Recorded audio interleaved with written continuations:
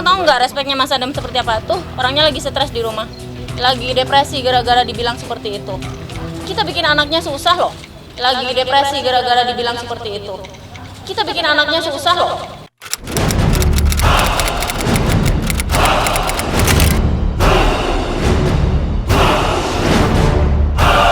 Hadir kembali di Polda Metro Jaya kemarin, si Ratu Goyang Ngebor, Inul Daratista tampil tanpa polesan menor makeup seperti biasanya. Inul yang datang untuk menjalani pemeriksaan terkait laporannya atas dugaan pencemaran nama baik oleh Andar Situmorang tampak lesu dan tak bersemangat.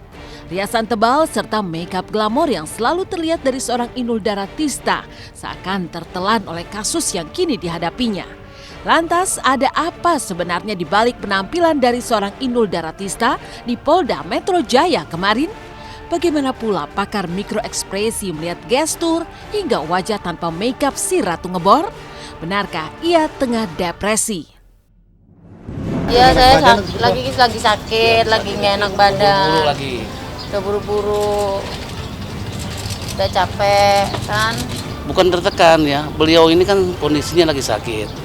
Yang kedua, suaminya juga merasa tidak enak dengan isu-isu yang bikin depresi. Yang ketiga, kita datang ke sini jam 10 itu menunggu penyidik. Jadi kalau misalnya kita melihat bahwa Inul yang biasanya pakai make up dan sekarang nggak pakai make up, dan ini menyimbolkan apa? Ini menyimbolkan satu bahwa ada dua hal kemungkinannya. Satu, dia nggak sempat pakai make up. Atau kedua, dia ingin menampilkan bahwa saat ini dia sedang dalam kondisi yang tidak baik, dalam kondisi yang katakanlah terpuruk atau sedih atau macam-macam.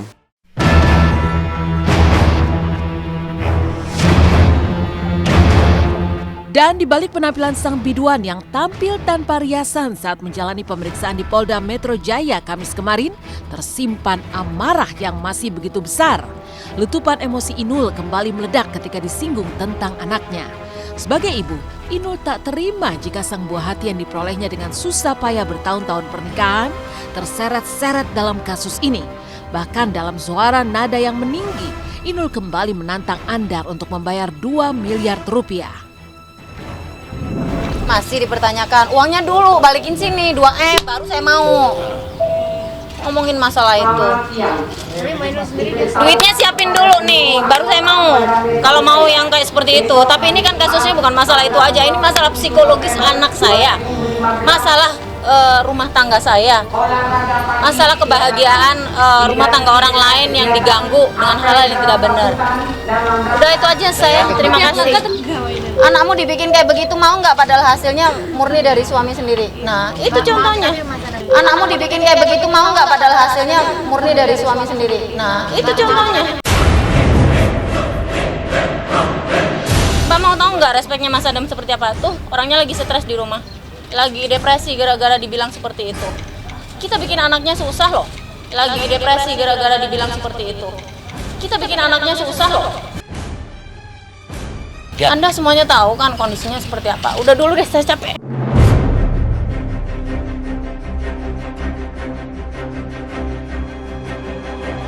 Kemarahan Inul Daratista memang bukan tanpa sebab. Andar Situmorang bukan hanya sekali mengusik hidup si Ratu Ngebor. Hidupnya seakan tak bisa tenang dan selalu diterpa prahara. Akhirnya kemarin, Inul secara gamblang mengungkap dilema hidupnya lewat Instagram.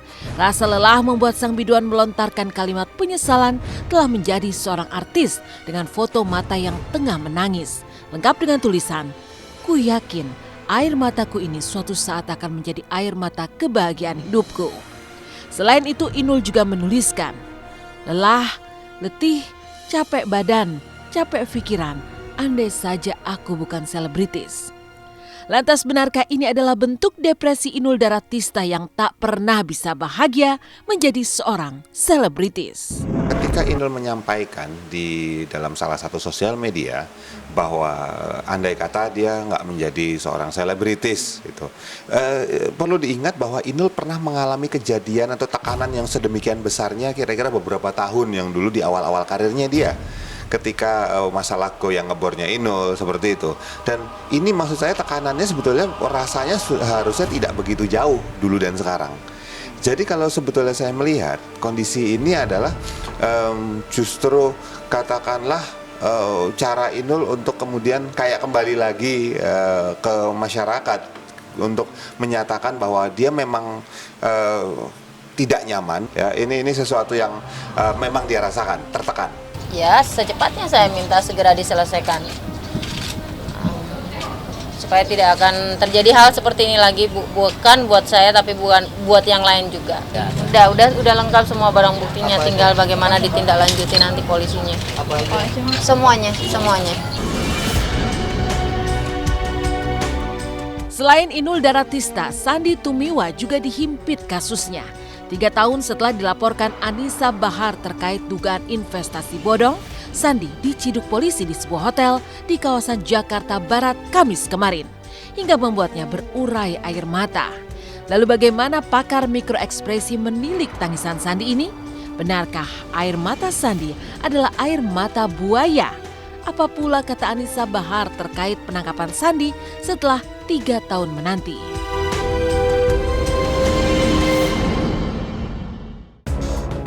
Selamat pagi pemirsa, bertemu lagi bersama saya Nike Kusmarini. Dari kasus si Ratu Goyang Ngebor, inilah kasus dugaan investasi bodong yang menyeret nama Sandi Tumiwa yang dilaporkan oleh Anissa Bahar di tahun 2012 silam. Kamis kemarin, mantan suami Tessa Kaunang ini diciduk polisi di sebuah hotel di kawasan Palmerah, Jakarta. Lantas seperti apa tangis Sandi yang baru saja menikah ketika ia harus mendekam di balik jeruji besi? Benarkah tangisannya hanyalah air mata buaya? Lantas seperti apa pula ungkapan syukur Anissa Bahar saat laporannya di tahun 2012 silam mulai ditindaklanjuti? Benarkah pula Tessa Kaunang siap menjadi saksi?